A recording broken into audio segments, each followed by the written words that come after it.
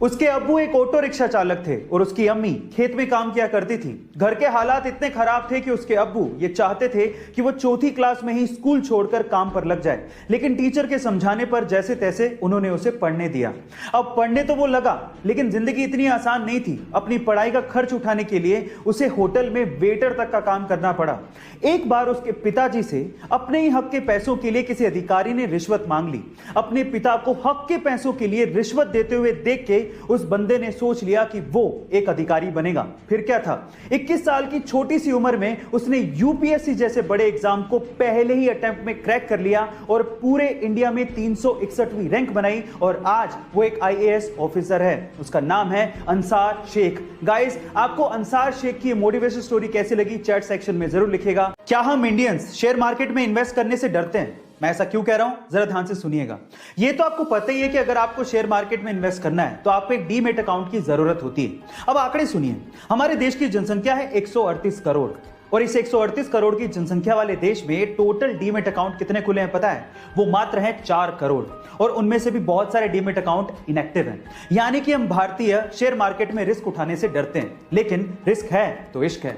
मैं आपको एग्जांपल देता हूं। राकेश झुनझुनवाला, जिन्हें हम इंडिया के वॉरेन बफेट भी कहते हैं, उन्होंने सन 1985 में मात्र 5,000 रुपए से शेयर मार्केट में इन्वेस्टमेंट शुरू की थी और आज उनकी टोटल नेट वर्थ 14,000 करोड़ रुपए है। गाइस, अगर आप भी इन्वेस्ट करना चाहते हैं तो डीमैट अकाउंट का लिंक डिस्क्रिप्शन बॉक्स में गिवन है। दुनिया के बहुत से देश तरक्की के चक्कर में यह भी भूल गए कि इस धरती पर सिर्फ इंसान नहीं रहते, इंसानों के अलावा और जीव भी रहते हैं। लेकिन सारे देश एक जैसे नहीं होते। जैसे कि सिंगापुर ने जरूर जंगलों के रास्ते सड़कें बनाई, लेकिन उन सड़कों पर ब्रिजेस भी बनाए ताकि जानवर आसानी से सड़कों को पार कर सकें।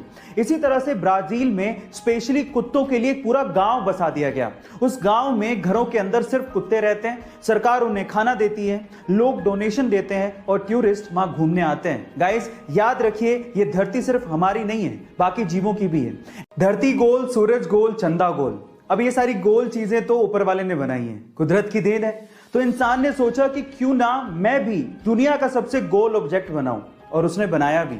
तो आज इस वीडियो में मैं आप लोगों को इंसान द्वारा बनाए गए दुनिया के सबसे गोल ऑब्जेक्ट को दिखाने वाला हूं, यानी कि world's roundest object made by human. ये ऑब्जेक्ट जिस मटेरियल से बनाया गया है उसका नाम है सिलिकॉन। इनफैक्ट ये सिलिकॉन के एक आइसोटोप S28 से बनाया गया है। इसको बनाने में 1 मिलियन यूरोस की लागत आई और आज के वक्त इस ऑब्जेक्ट की कीमत 10 मिलियन यूरो से भी ज्यादा है। गाइस, आपको इंसान द्वारा बनाए गए इस वर्ल्ड्स राउंडेस्ट ऑब्जेक्ट के बारे में क्या कहना है चैट सेक्शन में जरूर लिखेगा। कंपनियां हमारे दिमाग से खेल के किस तरह से माल बेचती हैं, इसको एक एग्जांपल से समझते हैं। मान लीजिए कि आपको एक कोई टी शर्ट दिखाई दी जिस पे 1000 रुपए लिखे हैं, तो शायद आप उसे ना लें, लेकिन अगर उसके 1000 रुपए लिखने का तरीका बदल दें तो शायद आप उसे खरीद लेंगे। कैसे? अगर उस टी शर्ट पे 2000 रुपए लिखें और उसे काट कर 50% डिस्काउंट का स्पेशल ऑफर दिखा के फिर उसे 1000 रुपए में बेचेंगे तो शायद आपके खरीदने के चांसेस बढ़ जाएंगे।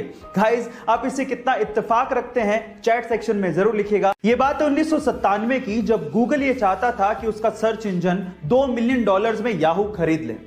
डील बुरी नहीं थी, लेकिन याहू माना ही नहीं। फिर उसके बाद समय का चक्का घूमा। 2002 में याहू खुद $3 बिलियन का ऑफर लेके गूगल के पास पहुंचा, लेकिन तब तक गूगल अपनी वर्थ समझ चुका था और उसने इस ऑफर को ठुकरा दिया। और आज रिजल्ट सबके सामने है। आज के समय गूगल $400 बिलियन के साथ दुनिया की सबसे वैल्यूएबल कंपनी है और याहू की वर्थ $5 बिलियन भी नहीं है। गाइस, इसीलिए कहा जाता है कि समय बहुत बलवान है, ये राजा को रंक और रंक को राजा बना देता है। आपको ये फैक्ट जान के कैसा लगा चैट सेक्शन में जरूर लिखेगा और ऐसे अमेजिंग वीडियोस के लिए शेयर, सब्सक्राइब एंड लाइक। मिलते हैं अगली वीडियो में। बहुत तकलीफ होती है जब आप योग्य हो और लोग आपकी योग्यता ना पहचाने।